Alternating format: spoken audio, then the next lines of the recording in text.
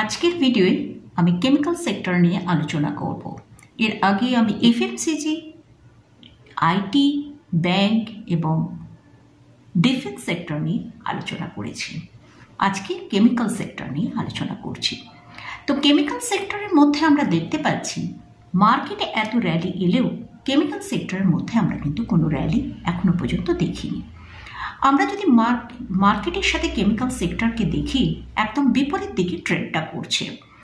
তো যেখানে market Pharma, IT, bank, FMCG sector, Nifty, mid cap, small cap সব কটার ভেতরেই আমরা দেখতে পাচ্ছি একটা খুব ভালো র্যালি হচ্ছে, কিন্তু সেখানে আমরা কেমিক্যাল সেক্টরের ভেতরে কোনো র্যালি দেখতে পাচ্ছি না। কেমিক্যাল সেক্টর একটা আন্ডার পারফর্ম করছে। এর ফলে এই সেক্টরের যেসব স্টকগুলো আছে সেগুলোও কিন্তু একই জায়গায় দাঁড়িয়ে আছে আজ 1.5 থেকে 2 বছরের মতন। তো আজকের ভিডিওয়ে এই কেমিক্যাল সেক্টরটা নিয়ে আলোচনা করব এবং এর সঙ্গে আগামী দিনে এই সেক্টরটা কীরকম পারফর্ম করবে সেটা নিয়ে ডিসকাস করব, আর এর সাথে কয়েকটা কেমিক্যাল স্টক নিয়ে ডিসকাস করব। ভিডিওটা শুরু করা যাক। আমি নিরুপমা শেয়ার শেখো চ্যানেলের পক্ষ থেকে সকল বন্ধুদের স্বাগত জানাই। আমরা একটু কেমিক্যাল সেক্টরে 2019 থেকে 2021 পর্যন্ত কেমিক্যাল সেক্টরের কয়েকটা স্টকের পারফরমেন্স দেখব। ফার্স্ট যে স্টকটার পারফরমেন্স দেখব সেটা হচ্ছে পিডিলাইট। পিডিলাইট 121% র্যালি দিয়েছে আমরা দেখতে পাচ্ছি। টাটা কেমিক্যাল 305% র্যালি দিয়েছে। এসআরএফ আমরা প্রায় 500%-এর মতন র্যালি দেখতে পাচ্ছি। আর দীপক নাইট্রে প্রায় 1000%-এর মতন র্যালি দেখছি। আর ভিনতি অর্গানিক সেখানে আমরা দেখছি 115%-এর মতন র্যালি। তো এই যে 2019 থেকে 2021-এর ফার্স্টের দিক পর্যন্ত এই যে র্যালিটা আমরা দেখলাম, এই র্যালিটা দেখার পেছনে কারণটা কি সেটা আমরা একবার দেখব। এই সময় কোভিডের সময় ছিল, এই সময় একটা সার্ফ জাম্প আমরা এই কেমিক্যাল সেক্টরের ওপর দেখতে পেয়েছি। কেননা চায়নাতে একটা যে সাপ্লাই চেনের ডিস্ট্রাকশন হয়েছিল, তার ফলে কেমিক্যাল ইন্ডাস্ট্রি অনেক বন্ধ হয়ে যায়। সেজন্য কিন্তু 2019-20 আমরা কেমিক্যাল সেক্টরের ওপর একটা ভালো র্যালি দেখতে পেয়েছি। আর 2021-এ কেমিক্যালের যে ডিমান্ডটা ছিল সেটা কিন্তু অনেক কম হয়ে গেছে, যার ফলে এইখানে যদি আমরা এই সেক্টরটার স্টকগুলো দেখি সেটা একটা জায়গায় কিন্তু স্টে করছে। এর কারণটা কি?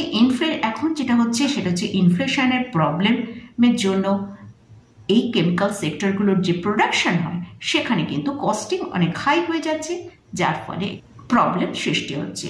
আর এছাড়াও আমরা ইউক্রেন রাশিয়ার যুদ্ধর সময়তে দেখেছি, যুদ্ধ পর থেকেই দেখছি তেলের দাম কিন্তু অনেক দাম বেড়ে গেছে। আর এই কেমিক্যাল সেক্টরে কিন্তু এই অয়েল একটা খুব ইম্পর্টেন্ট রোল প্লে করে। তো যেহেতু অয়েলের দাম বেড়ে গেছে, তার রিলেটেড যে আইটেমগুলো আছে তারও দাম বেড়ে গেছে, যার ফলে কিন্তু আমরা এই কেমিক্যাল সেক্টরের আন্ডার পারফর্ম দেখতে পাচ্ছি। কেমিক্যাল সেক্টরের ইম্পর্টেন্ট কতটা রয়েছে সেটা আমরা দেখব। ওয়ার্ল্ডের মধ্যে ইন্ডিয়া হচ্ছে 6th largest producer of chemical, আর এশিয়ার মধ্যে 3rd পজিশনে আছে। ইন্ডিয়ার কেমিক্যাল ইন্ডাস্ট্রি ইন্ডিয়ার জিডিপিতে 7% কন্ট্রিবিউট করে। তাহলে বুঝতেই পারছেন কতটা এই কেমিক্যাল সেক্টরটার আমাদের প্রয়োজন। এই কেমিক্যালস এবং পেট্রোকেমিক্যালের ডিমান্ড ইন্ডিয়ায় আশা করা হচ্ছে একটা ট্রিপলের কাছে পৌঁছে যাবে, আর সেটা 1 ট্রিলিয়নে রিচ করে যাবে 2040-এ।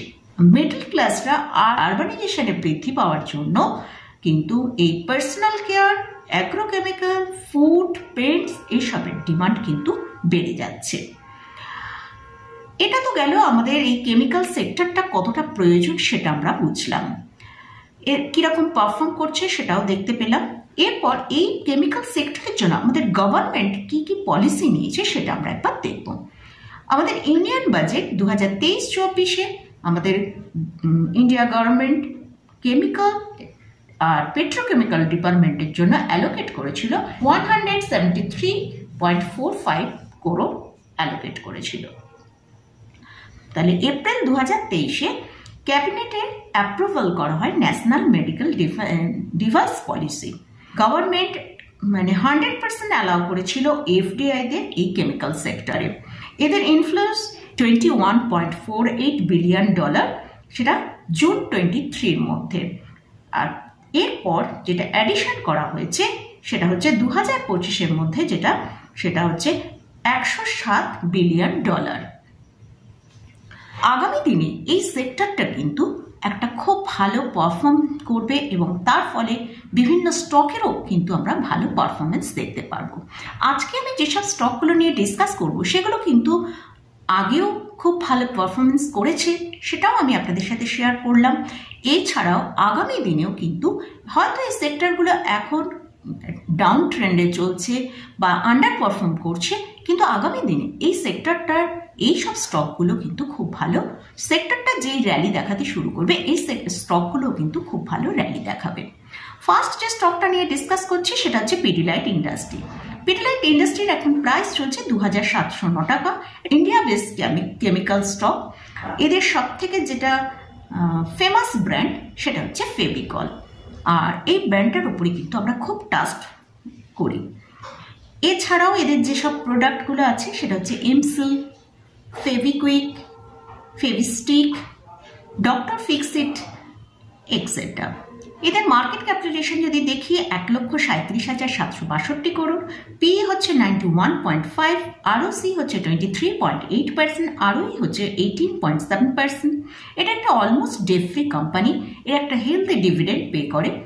লাস্ট 5 ইয়ার্সের এদের যদি রেভিনিউ দেখি 2019-এ 7,078 করোড় আর 2023-এ 11,799 করোড়। নেট প্রফিটের মধ্যেও আমরা ভালো গ্রোথ দেখতে পাচ্ছি, সেটা হচ্ছে 928 করোড় 2019-এ ছিল, সেটা 2023-এ 1,289 করোড়। এই স্টকটার যদি শেয়ার হোল্ডিং প্যাটার্ন দেখি সেখানে প্রমোটারের একটা কিন্তু ভালো হোল্ডিং আছে, সেটা হচ্ছে 69.86%, এফআইএসের আছে 11.44%, ডিআইএসের আছে 8.01%। এই স্টকটাও কিন্তু এই বিগত লাস্ট 1 বছরে একটা ডিক্লাইন দেখেছে, 19%-এর মতন ডিক্লাইন দেখিয়েছে। বর্তমানে এই স্টকটা কিন্তু তার যে ডিক্লাইনটা মোটামুটি সবটাই রিকভার করে নিয়েছে। নেক্সট যে স্টকটা নিয়ে আলোচনা করছি সেটা হচ্ছে এসআরএফ। এসআরএফের এখন কারেন্ট প্রাইস চলছে 2,467 টাকা। এই কোম্পানিটা manufacturing and sales technical textile chemicals, packing, films, aluminium foils and other polymers. এই স্টকটার মার্কেট ক্যাপিটালাইজেশন হচ্ছে 73,073 করোড়, পি হচ্ছে 42.2, আরওসি হচ্ছে 22.4%, আরওই হচ্ছে 22.8%। কোম্পানি একটা ভালো প্রফিট গ্রোথ দেখাচ্ছে, সেটা হচ্ছে 36.2% সিএজিআর দেখাচ্ছে লাস্ট 5 ইয়ার্সে। আর লাস্ট 5 ইয়ার্সের যদি আমরা সেলস গ্রোথটা একবার দেখি সেখানে আমরা দেখতে পাচ্ছি 2019-এ 7,100 করোড় আর 2023-এ আমরা দেখছি 14,870 করোড়। আর নেট প্রফিটের মধ্যেও 2019-এ দেখেছি 642 করোড়, সেখান থেকে একটা খুব ভালো জাম্প আমরা দেখতে পাচ্ছি, সেটা হচ্ছে 2,162 করোড় এই 2023-এ। এই শেয়ারটা যদি আমরা শেয়ার হোল্ডিং প্যাটার্নটা দেখি, প্রমোটারের কাছে আছে 50.53%, এফআইএসের কাছে আছে 19.80%, ডিআইএসের কাছে আছে 14.12% আর পাবলিকের কাছে আছে 15.57%। তো এই স্টকটা কিন্তু খুব স্ট্রং একটা ফান্ডামেন্টালি খুব স্ট্রং স্টক। তো এই স্টকটাও মোটামুটি এই লাস্ট 1 বছরে 13%-এর মতন নেগেটিভ দেখিয়েছিল, কিন্তু এই স্টকটা মোটামুটি সেই নেগেটিভটা এখন পুরোটাই রিকভার করে নিয়েছে, জাস্ট হয়তো 1%-এর মতন এখন নেগেটিভে ট্রেড করছে। নেক্সট যে স্টকটা নিয়ে আলোচনা করছি সেটা হচ্ছে দীপক নাইট্রেট লিমিটেড। এটা ফাইন অ্যান্ড স্পেশালিটি কেমিক্যালের উপর কাজ করে। এর মার্কেট ক্যাপিটালাইজেশন হচ্ছে 33,166 করোড়, পি হচ্ছে 41.6, আরওসি হচ্ছে 29.7%, আরওই হচ্ছে 22.7%। এদের যদি লাস্ট 3 ইয়ার্সের ট্র্যাক রেকর্ড দেখি সেখানে আমরা এদের কিন্তু একটা রিটার্ন অন ইকুইটিকে দেখতে পাবো 31.7%। আর এদের লাস্ট 5 ইয়ার্সের সেলস গ্রোথও যদি দেখি সেখানেও কিন্তু কম্পাউন্ড সেলস গ্রোথে দেখব 37%, আর লাস্ট 5 ইয়ার্সের কম্পাউন্ড প্রফিট গ্রোথ যদি দেখি 59%। স্টক প্রাইসের ওপর সিএজিআর এর লাস্ট 5 ইয়ার্সে 62%। এই স্টকটা যদি আমরা শেয়ার হোল্ডিং প্যাটার্নটা দেখি, প্রোমোটারের হোল্ডিং আছে 49.13%, এফআইসের হোল্ডিং আছে 7.72%, সেটা ডিক্রিজ হয়ে সেপ্টেম্বরে হয়েছে 6.47%। আর ডিআইএসের কাছে হোল্ডিং আছে 15.06%, সেখানে ইনক্রিজ হয়েছে প্রায় 2%-এর মতন ইনক্রিজ হয়েছে সেপ্টেম্বর 2023-এ 17.96%। এই চার্টটায় যদি আমরা দেখি সেখানে আমরা লাস্ট 1 বছরে দেখতে পাচ্ছি 24%-এর মতন কিন্তু ডিক্লাইন হয়েছিল, এখন সেখানে 15%-এর মতন ডিক্লাইন আমরা দেখতে পাচ্ছি। নেক্সট যে স্টকটা নিয়ে আলোচনা করছি সেটা হচ্ছে Tata chemical limited. Tata chemical is an Indian multinational corporation with interest in chemical, crop protection and speciality chemistry product. এদের হেডকোয়ার্টার হচ্ছে মুম্বাইতে। এরা সেখান এরা অপারেট করে across India, Europe, North America, Africa. আর টাটা কেমিক্যাল হচ্ছে 3rd largest soda ash production capacities plant in ইন্ডিয়ায়। আর মার্কেট ক্যাপিটালাইজেশন হচ্ছে 28,131 করোড়, পি হচ্ছে 14.2।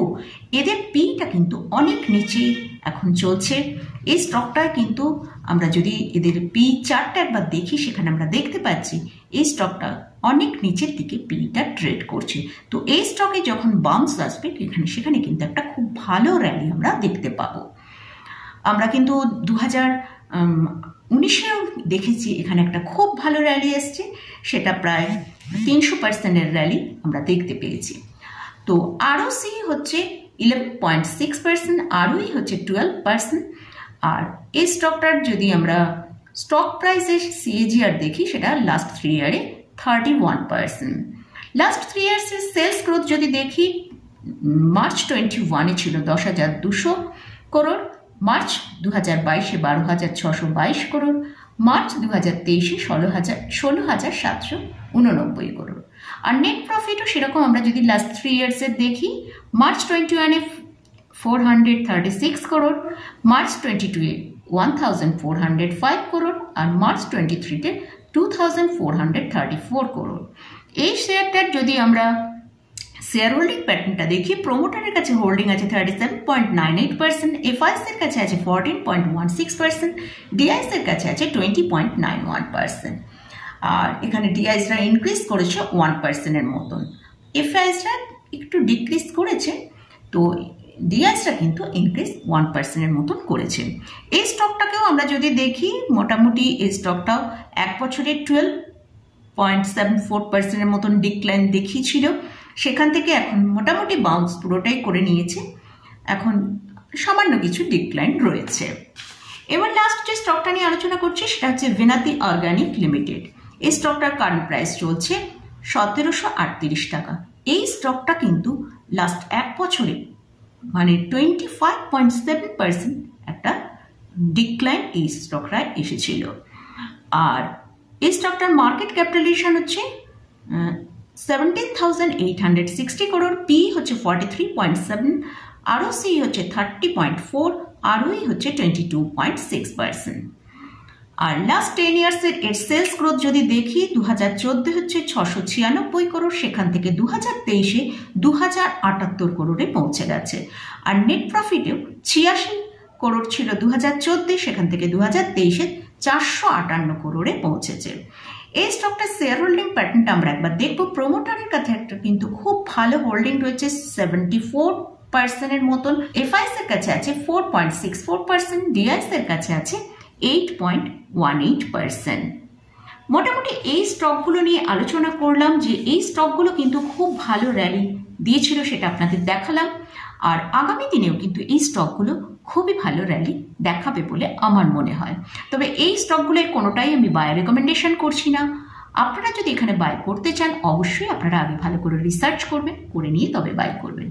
তো এখন কেমিক্যাল সেক্টরটা কারেন্ট প্রাইস চলছে 4,200 টাকার কাছে, আর এর হাই 4,400-র ওপরে গিয়েছিল। তো আমরা মার্কেটে এত র্যালি দেখতে পাচ্ছি, কিন্তু এই কেমিক্যাল সেক্টরটা এতটা র্যালি দেখতে পাচ্ছি, কিছুটা র্যালি কিছুটা বাউন্স এসেছে। তো আগামী দিনে আমার মনে হয় এই সেক্টরটা খুবই একটা ইম্পর্টেন্ট সেক্টর, এই সেক্টরেও কিন্তু আমরা খুব ভালো একটা র্যালি দেখতে পাবো। তো সেজন্যই আজকে আমি আপনাদের সাথে কেমিক্যালস সেক্টর নিয়ে আলোচনা করলাম এবং আমার ফেভারিট কয়েকটা স্টক নিয়ে আলোচনা করলাম। তো মোটামুটি এখানেই ভিডিওটা শেষ করছি। ভিডিওটা যদি ভালো লাগে অবশ্যই লাইক করবেন, শেয়ার করবেন, সাবস্ক্রাইব করবেন। ধন্যবাদ।